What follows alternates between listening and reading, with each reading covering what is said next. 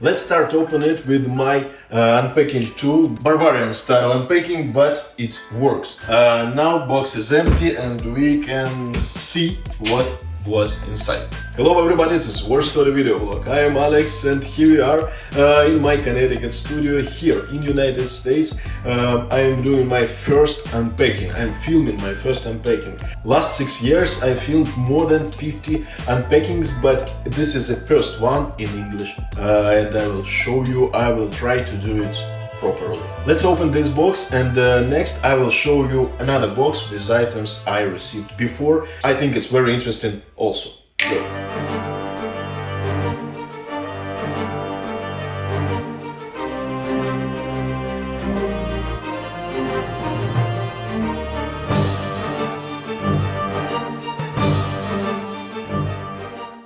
Let's start open it with my unpacking tool. This one is from my collection, Puma boot knife, and I really like it, and I will do accurate with it. Let's go.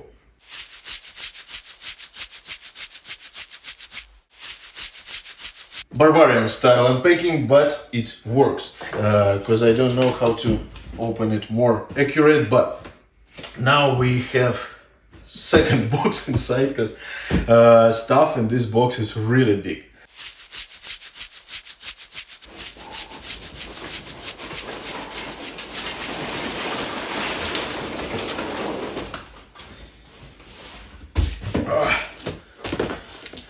Well, first one more, one more. One more.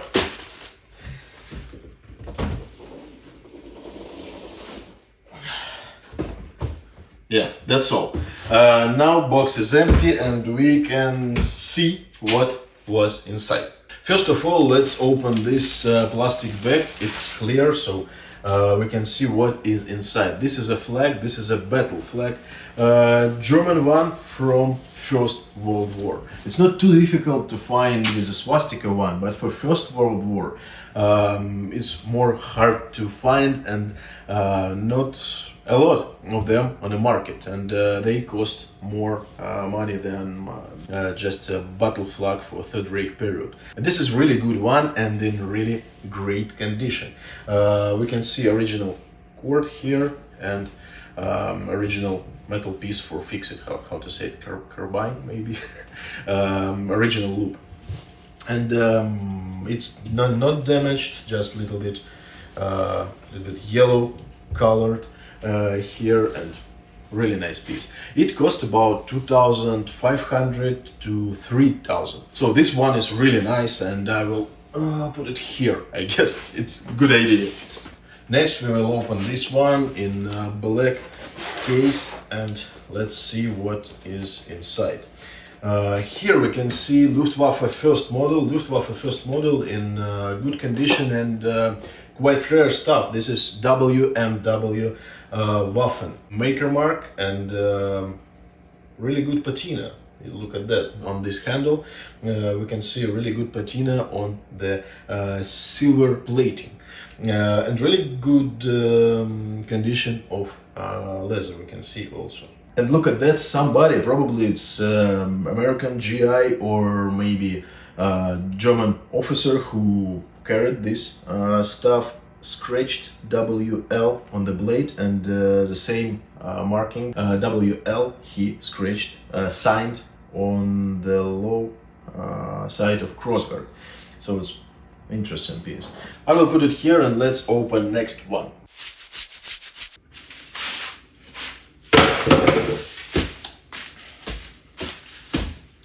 Four Hitler Youth knives we can see here, and the same model like I have in my display cases, but let's see, probably it's a different maker marks here, and we can add my collection of Hitler Youth knife, or probably somebody can ask me, because some of these items I can trade or sell, you know about it.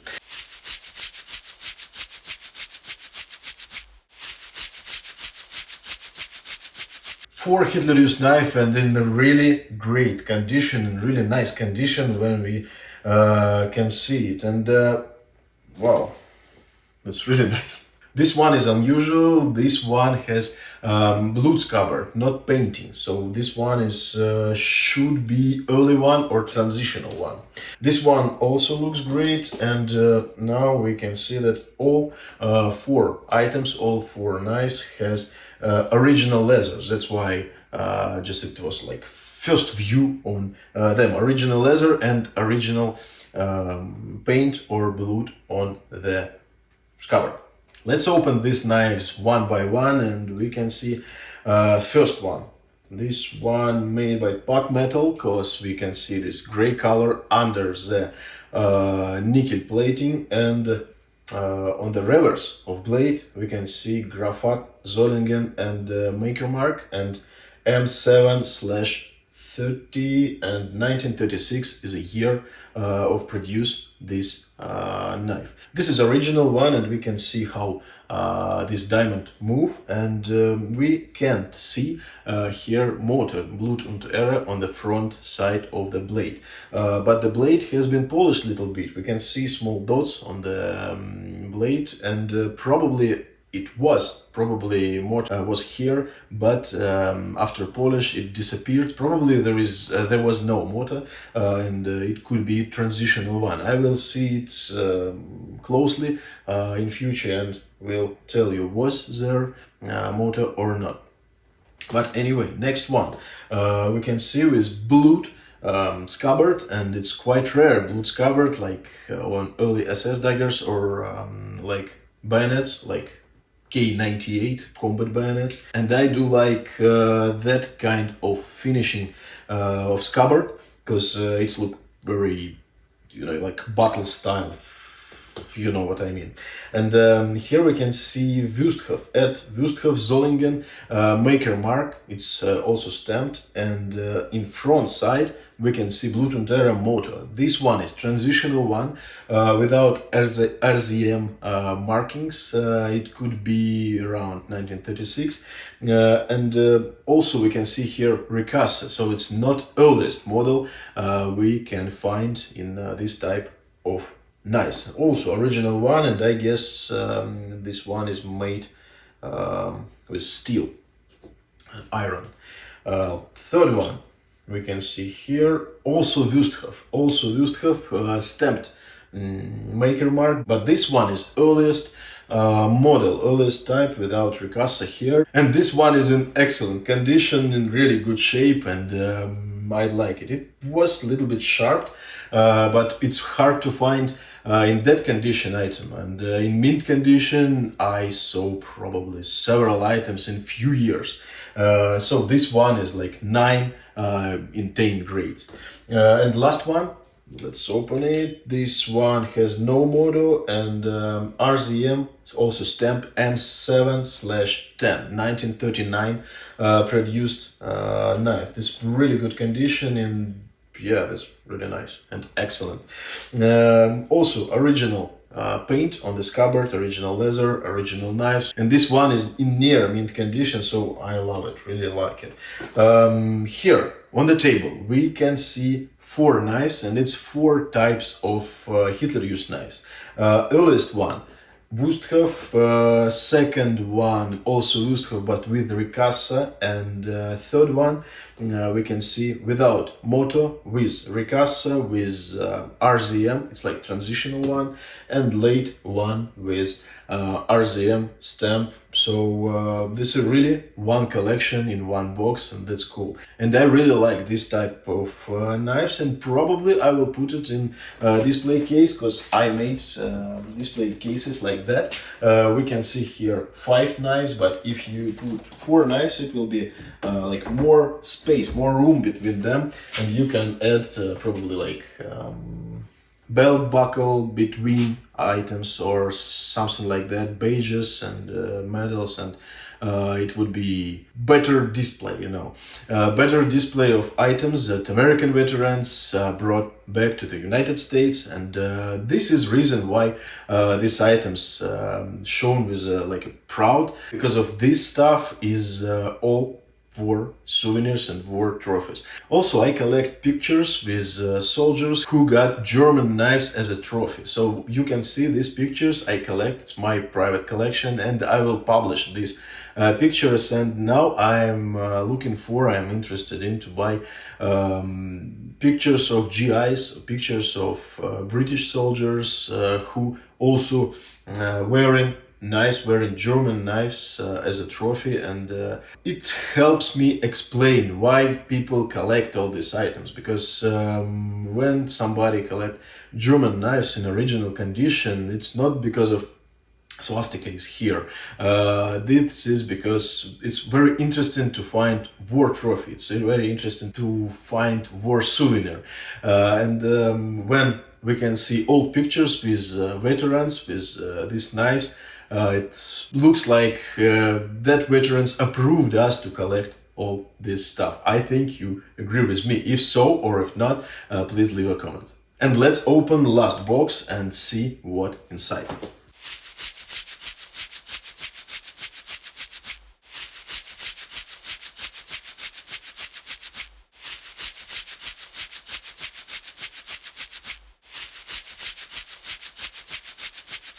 I just opened it and I was like, wow, because we can see here three Japanese pieces, one wakizashi and two swords. One of them is really looks like minty one Shingunto. This wakizashi in really good shape, and we can see how nicely it done, and we can see matching mounts parts. So tsuba and all parts, all metal parts are matching motif with that style of golden leaves.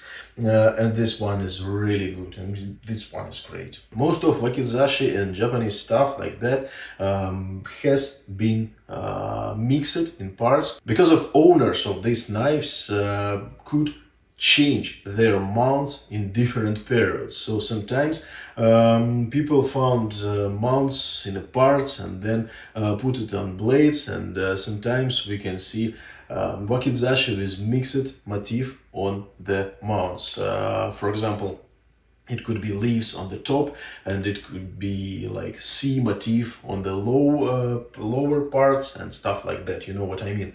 So this one from outside is really good condition.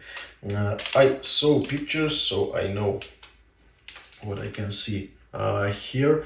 This blade is not in great condition, but it could be polished. If you polish it with really good master, it should be great, because we can see unusual rare type of the blade, and I really like it. And look at that, look at this detail. It really nicely done with a lot of waves like here, and it's like a cloudy motif, so it's really good. I really love it. And this one is quite expensive, and I will tell you about these items if you're interested in. I will tell you a story about all this Japanese stuff, maybe later, maybe in next video. But now I will open last two swords and let's see them. Oop. And scabbard.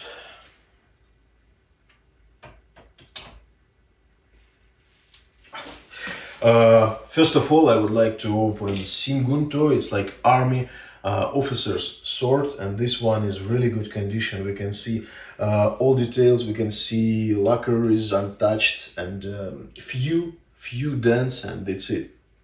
There is no missing parts. Yeah, this one is really good. Screw is here on both sides. And let's open it like Japanese style. Let's put it here. Blade also in nice condition with one hit here in the middle, but it's not too big. Really nice one. And first of all, we can see condition of tsuba, condition of handle and all parts, and it's the same condition. It's really really nice and really good. This one made in 1930s period, and this is a common type for World War II, but in that condition it's really not unique but scarce. It's hard to find in that condition. A couple years ago it was not so difficult to find items in that condition, probably for 1500, for 2000, but now this is really difficult to find in that condition. And also I will open it if you want and film next video about 3 items if you're interested in. We will put it here. And last one, this is a sword with nice mount, and this one is really old sword with rare type of blade. And look at this, look at that work here in this detail and in Tsuba.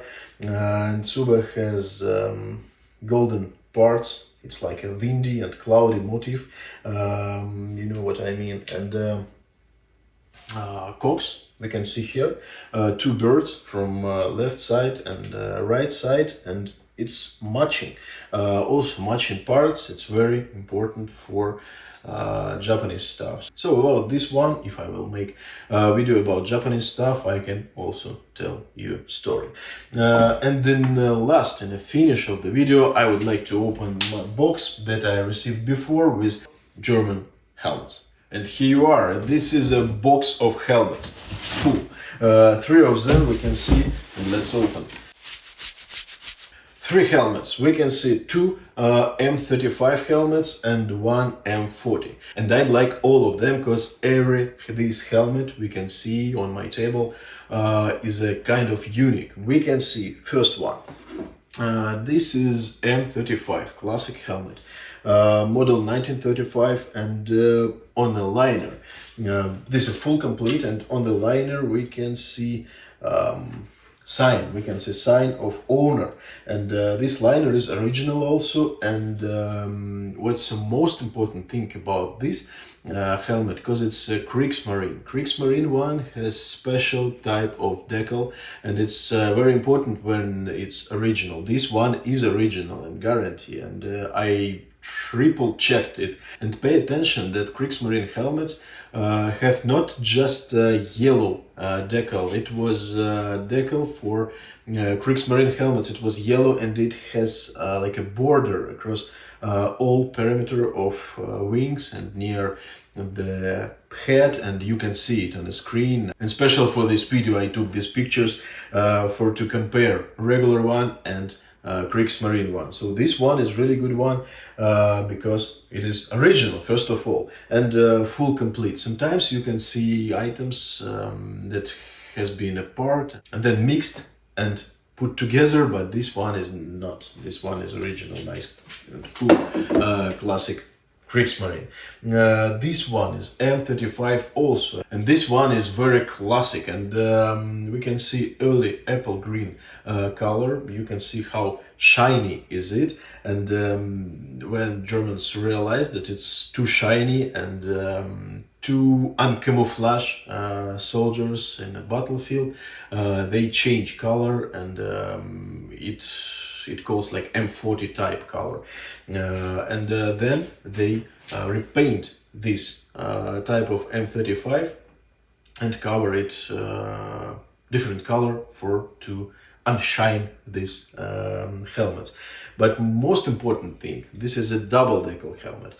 We can see a second decal that was special order for cover this decal or for delete the M, because it's uncamouflaged also on the battlefield, and it's quite rare when we can see it still on the helmet. It tells us that probably any veteran in a really early period captured this helmet, and probably in France and maybe in Poland and stuff like that. And this helmet was in action in very early period. So, and this is very rare to find this, and sometimes we can see crazy price for apple green M35 helmets, and we can compare it like SS in not great shape but good condition with single decal, for example, single Deckle SS M42 cost about the same price like double Deckle Apple Green M35,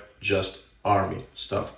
So this one is really nice, and I think it's nice one. We can see liner here, some parts of liner we can see it worn, but it's still here, and it's important thing. Original chin strap, and look at that liner ring. And this ring is early, and it tells us that this is really early M35 helmet, because after that they made modernization of these rings and add two metal sheets over the ring to make it stronger. They did it because this type of liner ring damaged when soldier wear it during march and stuff like that, and during the battle, during the action. So this one fully complete, not great condition, but it's still original and worn, but original and very good condition. And we can see that Deckle with the eagle is almost full. It's maybe 99% of this Deckle. There is less amount scratches than usual we can see on the market. And the last one is the M40, and for me it's important that it's Q maker mark, and we can see that it's Quincer because this is special shape of ventilation holes. We can see here. And if we compare it with other helmets, we can see this difference. Original Deckle, especially for this type of helmet, for this maker mark, and it's also in good condition, but not great, but good condition. Liner is here, chin strap is here, but I have to double check the chin strap. Here on the helmet we can see picture of veteran who brought it back to the United States. He's veteran of 409th Infantry Regiment. This veteran started to serve in November 3rd, 1941, and finished June 5th, 1945. And he served in Sicily, Italy, Africa, and then Germany. Probably he found it in Germany or maybe in Italy and brought it back. We have his dog tag also. It's an identification tag. He was from Chicago, Illinois. So this one is a helmet with real history, and I like that one. And sometimes we can't guarantee history on these tags, but sometimes I know bunch of stuff came directly from veterans. So if you're interested in, I can ask the guy who sent me this item, did he buy it from veteran directly, or maybe he bought it somewhere else. But anyway, helmet is original and in really good condition. It's really impressive one, and it costed 1,100. It's a good price for helmet in this condition, and I will double check the chin strap. But anyway, with this type of Deckle and with this shape and this condition, it's a good price for M40. Why I paid attention in a producer, in a maker mark, that's because of I like ET and Quincer helmets, because on my opinion, from my point of vision, most of helmets on Eastern Front was Q and ET stamps. Other stamps also we can see in a relic condition during the digging, but anyway, this is a classic one for Eastern Front. That's why I like it more than other producers and the other maker marks. So on this item we can finish our unpacking. I enjoyed to film it for you, and I will wait for your feedback about this stuff and about this type of content on my English speaking channel, because it's first unpacking in English, so I really waiting for your feedback, how it was, how do you feel after that. Anyway, I appreciate that you saw this video until the end, that you pressed like and subscribe for the channel. Also appreciate any feedback you left under the video in the comments. Have a good one and see you real